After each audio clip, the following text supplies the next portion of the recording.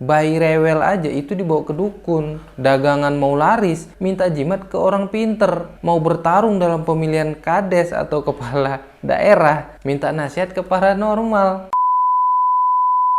Assalamualaikum warahmatullahi wabarakatuh. Halo Kedan, gimana kabar kalian? Gua harap si Triple S ya, semoga sehat selalu. Nah Kedan, praktik perdukunan itu terjadi di seluruh dunia.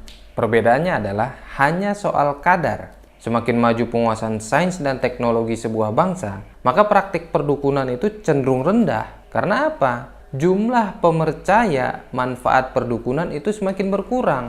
Di Indonesia, penguasaan sains dan teknologi boleh dibilang masih rendah. Di sini kita hanya penikmat pengetahuan ilmiah, kayak konsep, prinsip, rumus-rumus, atau teori. Tetapi kita bukan penghasil pengetahuan. Itu sebabnya, jika dalam fisika ada hukum Newton dan satuan ampere, tapi belum ada hukum Sumanto dan satuan Supardi. Wow. Dalam bidang teknologi, mulai dari alat rumah tangga, alat transportasi, hingga alat komunikasi, kita juga kan cuma pengguna kan, bukan penemu kita. Karena kita hanya menikmati dan menggunakan, bukan menguasainya. Maka kita sulit memahami makna filosofi atau spiritual dari temuan-temuan sains dan teknologi itu. Jadi kalau di Indonesia praktik perdukunan masih marak, maka ini adalah hal yang wajar. Karena di negeri ini ya, bayi rewel aja itu dibawa ke dukun. Karena orang tua kita nih sama bapak lu nenek lu semuanya aja ngajarin lu biar bangun turun tong nih kata orang tua nih biar masuk ke hati lo kalau diajarin sama orang tua tong jangan ngebantain kata sama bapak lu si nenek siapa juga ngajarin lu jangan ngebantain tong nih biar masuk ke hati lo biar bangun turun. Dagangan mau laris, minta jimat ke orang pinter. Mau bertarung dalam pemilihan kades atau kepala daerah, minta nasihat ke paranormal. Bahkan ada siswa yang ingin ujian aja, zaman dulu UN masih ada, minta air putih loh ke kiai. Terus apa faktor determinan yang paling kuat mendorong orang untuk percaya kepada kekuatan super dari sosok tabib, dukun, atau paranormal ini? Bisa dibilang jawabannya mungkin agama ya. Di Indonesia ini, agama yang paling banyak dianut adalah agama Abrahamik kan, Islam dan Kristen, di mana kedua agama ini mengajarkan eksisnya kemukjizatan. Nah, ironisnya, kemukjizatan ini yang seharusnya diyakini bersumber dari Tuhan, diperluas lagi maknanya menjadi bersumber dari Tuhan, tapi bisa melalui orang atau benda tertentu. Karena masyarakat kebanyakan ignorance, perluasan hakikat dan cara kerja kemukjizatan diterima tanpa kritisi. Makanya nggak heran dukun-dukun atau hal-hal yang berbau mistis di Indonesia ini masih laku. Masa banyak ngomong, keluarin ilmu kamu kalau kamu punya. Padahal kan udah banyak ya edukasi dan berita yang menjelaskan kalau kebanyakan dukun itu nipu. Edukasinya padahal udah sangat-sangat jelas kan. Kayak edukasi dari pesulap merah. Edoim bongkar cara-cara dukun dalam membuat trik yang kelihatannya itu di luar nalar. Tapi ya masih dukun merah dibuat ini loh caranya ditunjukin gitu. Tapi faktanya masih banyak loh orang yang denial. Atau masih banyak orang yang percaya sama dukun-dukunan odong-odong ini gitu loh. Nah, kenapa sih masyarakat kita ini masih banyak yang percaya sama dukun-dukunan ini? Padahal edukasinya udah sejelas itu, segamblang itu. Tapi sebenarnya nggak heran juga sih. Karena gue pernah ngeliat sendiri orang-orang sekitar gue dulu ya. Itu sangat kental percaya dengan hal-hal kayak gini. Gue ngeliat sendiri gimana mereka melakukan berbagai macam ritual-ritual ini untuk mendapatkan sesuatu. Dan ritual yang mereka jalanin ini, itu mereka anggap ilmu putih cuy. Nah di daerah sana dulu, gue nggak sebut daerahnya itu mereka bilang kayak dukun-dukunan ini, tapi ada unsur agamanya cuy. Karena orang pinternya pakai peci, pakai sorban, dipanggilnya Pak Haji malah. Sedangkan dukun yang kental dengan santet, kayak yang bisa bikin orang muntah paku, itu dianggap ilmu hitam karena dianggap bersekongkol sama jin atau setan. Itu anggapan orang kan. Nah, terus apa sebenarnya yang membuat masyarakat kita ini masih percaya kali soal dukun-dukunan ini? Nah, di video ini gue akan bahas itu semua. Dan gue berharap ya, di video ini bisa membuat kalian itu nggak ragu lagi untuk bilang no, atau nggak percayalah ke dukun-dukunan yang kayak gini. Jadi gue harap masyarakat kita tuh nggak salah ambil langkah lagi saat mereka ingin sesuatu, kayak pengen kesembuhan dari suatu penyakit, pengen terlepas dari jeratan hutang, punya hajat besar, dan lain-lain. Biar mereka nggak salah jalan lagi. Nah, makanya biar nggak salah paham juga ya, tonton video ini sampai habis dulu. Dan di akhir nanti gue juga mau jelasin dikit aja tentang ada atau nggak sih santet itu. Karena ini lagi rame banget ya. Oke, mari kita bahas.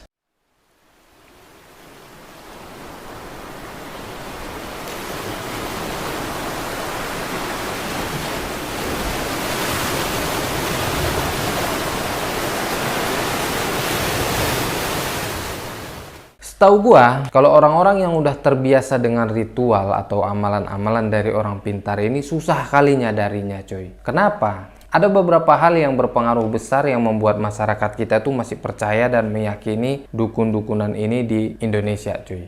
Pertama, orang kita itu malas sekali berpikir. Sebenarnya settingan otak kita itu, otak manusia itu terhadap segala sesuatu ya. Terlebih saat dihadapkan dengan sesuatu kejadian yang gak dia ketahui, itu settingannya adalah kita penasaran, mau mencari tahu apa penyebab sebenarnya. Nah, tapi respon manusia Indonesia terhadap sesuatu kejadian yang dia nggak tahu atau dia anggap di luar nalar, itu kebanyakan yang paling banyak ditemukan di masyarakat kita itu malas berpikir. Bahkan malas berpikir kritis. Jadi ketika mereka berhadapan dengan sesuatu yang di luar nalar ya, itu mereka mikir nih, mereka akan cenderung menyimpulkan kejadian itu sesuai dengan apa yang mereka yakini dari dulu tanpa perlu mencari jawaban lain. Contoh, saat kebetulan lihat babi jalan di perkampungan tengah malam, maka apa yang akan langsung ada di benak kita? Yes, kita akan langsung menyimpulkan kalau itu adalah babi ngepet. Atau ketika nih dulu kecil ya, kita ngelihat ada api terbang, kita dulu pasti akan langsung yakin kalau itu adalah hal mistis atau Banaspati ya. Karena keyakinan dan cerita soal Banaspati dari dulu kan udah tertanam di otak kita kan. Padahal bisa aja itu orang usil loh. Kayak kejadian yang terjadi di Medan beberapa waktu yang lalu. Ada satu rumah kelemparan api mulu. Ternyata itu anaknya sendiri cuy. Yang dia main-main lempar-lempar api mulu. Tujuannya apa? Biar diperhatiin sama keluarganya. Coba itu. Dan atau kejadian di tempat lain kayak di Jawa. Kemarin ada orang bakar sarang tawon malam-malam. Jadi kelihatannya kayak api terbang. Nah, kalau orang yang punya pikiran kritis itu pasti nggak gampang percaya sama tahayul-tahayul gitu kan. Atau hal yang berbau dukun-dukunan ini. Karena memang orang yang berpikir kritis itu pasti akan meluangkan waktunya untuk bernalar dan berlogika cuy. Dalam menanggapi sesuatu. Terus mereka juga pasti akan meng-cross-check langsung sendiri. Dan mereka nggak akan mudah percaya sama keyakinan-keyakinan orang dulu tanpa dasar yang jelas. Jadi inilah salah satu hal yang membuat masyarakat kita ini masih percaya sama dukunan-dukunan ini. Mulai dari berobat sama mereka, punya hajat datang ke dukun, pengen lunasin hutang datang ke dukun, apa-apa ke sana. Karena kurangnya budaya berpikir kritis di masyarakat kita yang akhirnya hanya keyakinan lah menjadi patokan benar atau salahnya. Dan kalau masyarakat kita semua ini bisa berpikir kritis, gue yakin penyebab-penyebab yang gue akan sebutkan setelah ini bisa aja tidak akan terjadi kalau kita mau berpikir. Sekarang pilihannya mau berpikir nggak?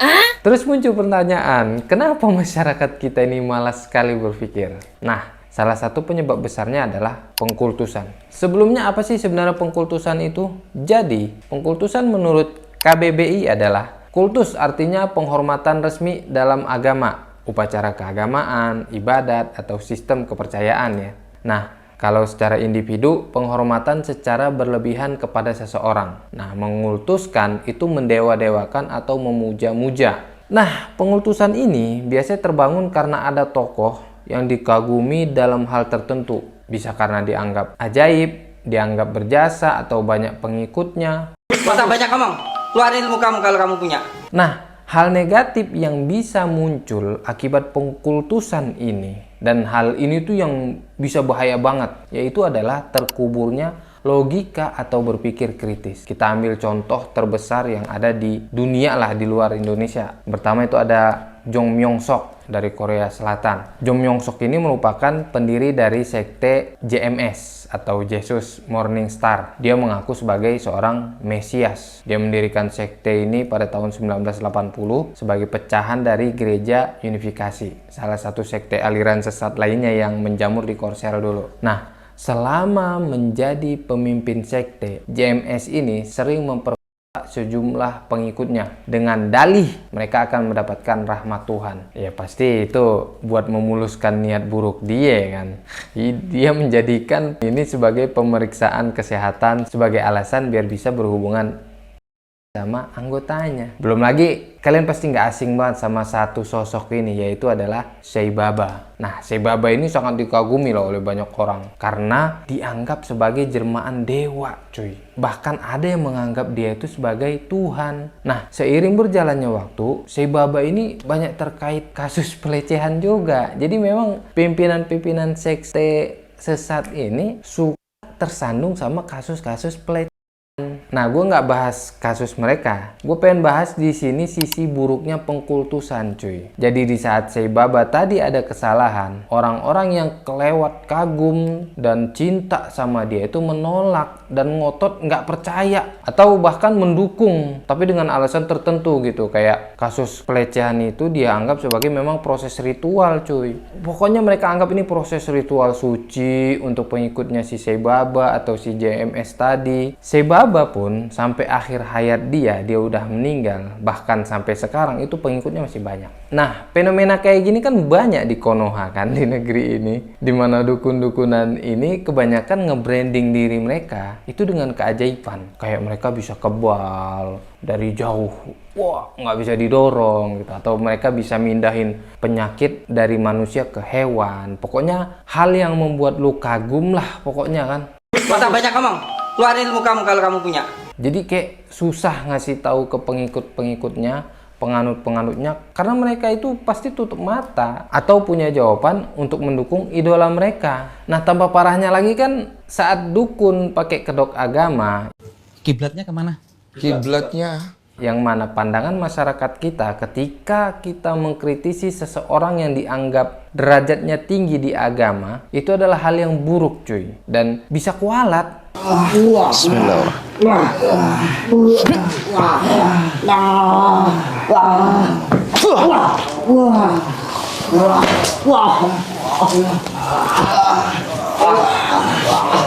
Bismillahirrahmanirrahim. Jadi inilah sebabnya masyarakat kita ini malas berpikir kritis. Karena apa? Takut kualat. Nggak boleh mengkritisi orang yang dianggap tinggi dalam agama. Coba kalau kalian punya pengalaman kayak gini, atau ngikutin amalan-amalan kayak gini, terus ada yang nggak sesuai sama kalian nggak bisa komplain ke orang terhormat tadi, boleh komen di bawah ya. Terus ketiga, adanya istilah ilmu putih. Masa banyak ngomong, keluarin ilmu kamu kalau kamu punya.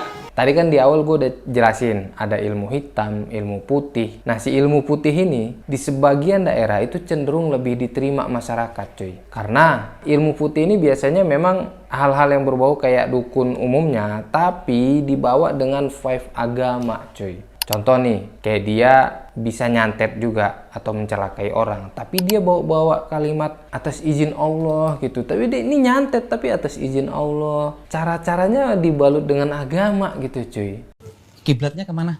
Kiblatnya Lagian gue sebel banget, kenapa sih harus bawa embel-embel agama nih, dukun-dukun odong-odong ini. Masa banyak ngomong, keluarin ilmu kamu kalau kamu punya. Tapi memang ya itulah, kalau membawa unsur agama di masyarakat kita, itu menjadikan mereka tuh cenderung mudah diterima. Dan jadinya apa yang dilakukan oleh dukun putih ini lebih dibenarkan. Dan inilah yang menurut gue banyak yang laku dan banyak dipercaya. Nah, penyebab lainnya yang membuat masyarakat kita ini masih percaya kali sama dukun adalah label tradisi. Ya, kita tahu lah, Indonesia ini negara yang kaya akan tradisi, dan tradisi di Indonesia itu bisa dibilang sakral kan di mata kita. Nah, tapi sayangnya nggak semua yang dianggap tradisi atau berlabel tradisi itu baik untuk kita, atau bahkan bisa aja itu merugikan kita. Contohnya kayak tradisi ngagetin bayi di daerah tertentu. Tradisi ngagetin bayi ini sering dilakukan karena dipercaya dapat membuat si bayi suatu saat nanti saat dia besar nggak akan kagetan. Jadi dia nggak akan latah gitu ditoel orang, ayam-ayam, nggak begitu. Padahal kan udah banyak dijelasin sama dokter dan ahli juga kan yang menjelaskan kalau hal ini tuh nggak ada manfaatnya gitu sama sekali, omong kosong. Nah, cara berpikir orang yang masih ngelakuin tradisi ini sama kayak cara berpikir orang yang percaya dukun-dukunan, cuy. Jadi karena masyarakat kita lebih cenderung bisa mempercayai dan meyakini sesuatu, kalau itu ada label tradisi atau label nenek moyangnya, mereka kan pasti bilang, "Woi, ini udah dikerjain dari dulu, kau jangan sok tahu."